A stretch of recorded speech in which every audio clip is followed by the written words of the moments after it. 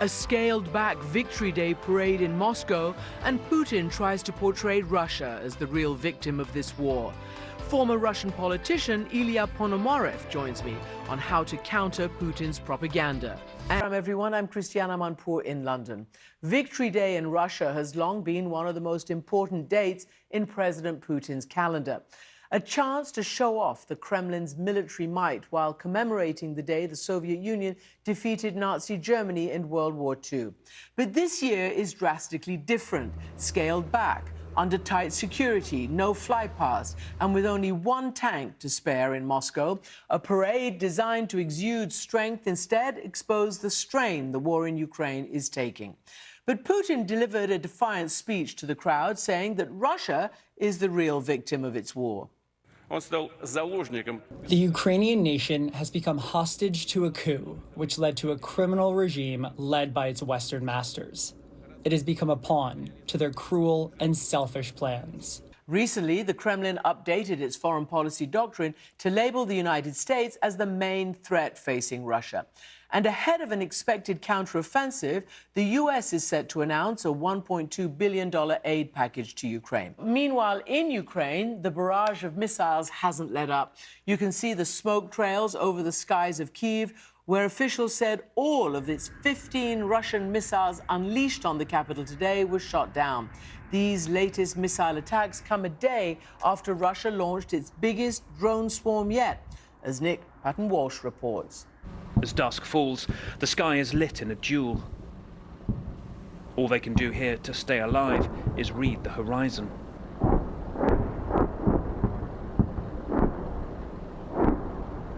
Some of it perhaps further south into occupied areas than a week earlier. But so much of it also very close. Dawn is often jarring. We hear a jet overhead, the slowly building, grating sound of damage moving towards you.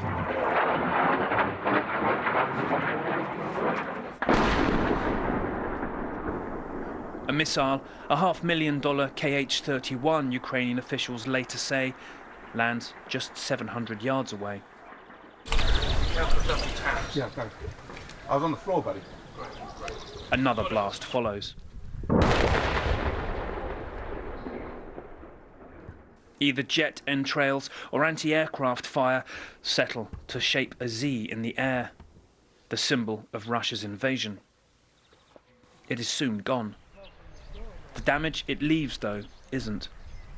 This is where it hit, or missed. Down here you can get a feeling of just how massively brutal Russian firepower can be, and also how indiscriminate. I can still smell the explosive down here, and you're kind of left wondering where the obvious military target is. At the end of this road is Polohi, one of the towns Russia has said it is evacuating. We are just 1 mile from Russian frontline positions here, a world torn apart as Moscow tries to hold Ukraine back.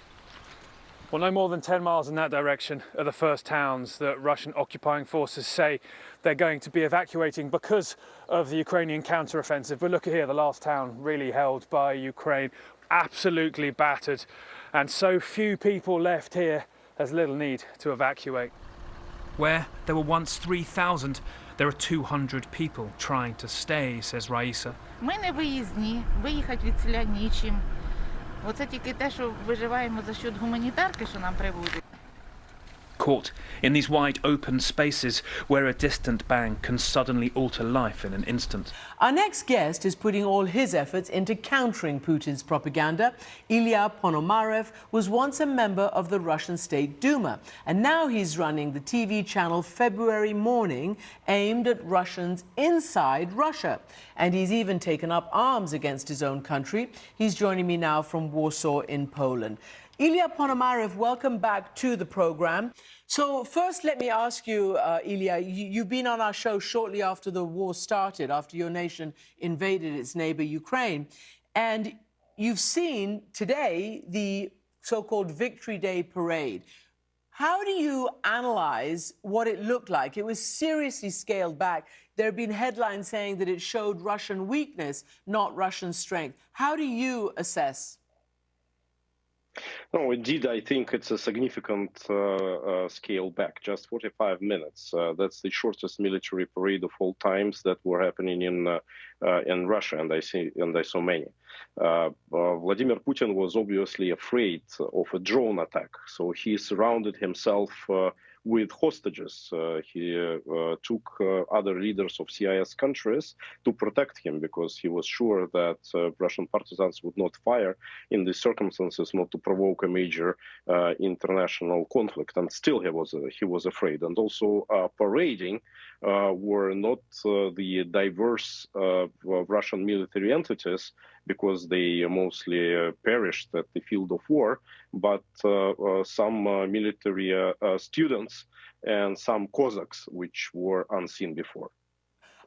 Ilya Ponomarev, can you let's just dive into what you just said, that he was afraid of a drone attack and he had hostages, and you say from other CIS countries, that is, the Commonwealth, the countries that broke away from the Soviet Union and now independent countries. You said he was afraid of an attack by what? You said Russian partisans? Who is he afraid of? As you have seen on the 3rd of May in the night, there was attack on Kremlin's dome by 2 drones that were fired from the outskirts of Moscow. And the source of this attack is Russian resistance. And the reason for this attack was to actually force Vladimir Putin to cancel the parade altogether, so that Russians would understand that the war is lost. How do you know this? Ilya, stop for 1 second. It's really important. I'm really interested in your sourcing on this, because as you know, the Kremlin blamed Ukraine. They said it was a botched assassination attempt. Obviously, Ukraine denies it. But you have specific information. How do you know it's the Russian resistance? Obviously, Kremlin is producing a lot of fake news, and one of these fake news is it's Ukrainians behind it. And then, by the way, the masterminds for Ukrainians were the Americans, and that it was them who were behind. But obviously, about what kind of assassination can you speak if it is an attack on the dome of the main building in Kremlin? First of all, nobody knows where Putin stays in particular when he is there. Secondly, he was not there, and that was a known information for everyone. I know this because I was speaking to people who were preparing this attack a month ago, and at that time they started preparing, and we were discussing whether it's the right idea to do it on the 9th of May, and I was advising against, because I was saying that first of all that would put civilians in danger, and secondly because it's such a sacred day for Russians that may achieve the opposite result. So they decided to make this attack beforehand to try to force Putin to cancel the parade altogether. So basically you're saying on our air, on CNN, that you were involved in this drone attack, or at least in talking to the people who did it, that they're Russians, Russian resistance. So what is their aim? What is their full aim? I would like to stress that I'm not taking the credit in organizing this fantastic attack, although I think it was a great show. But definitely, yes, Russian resistance is growing. It's behind many attacks already inside Russia.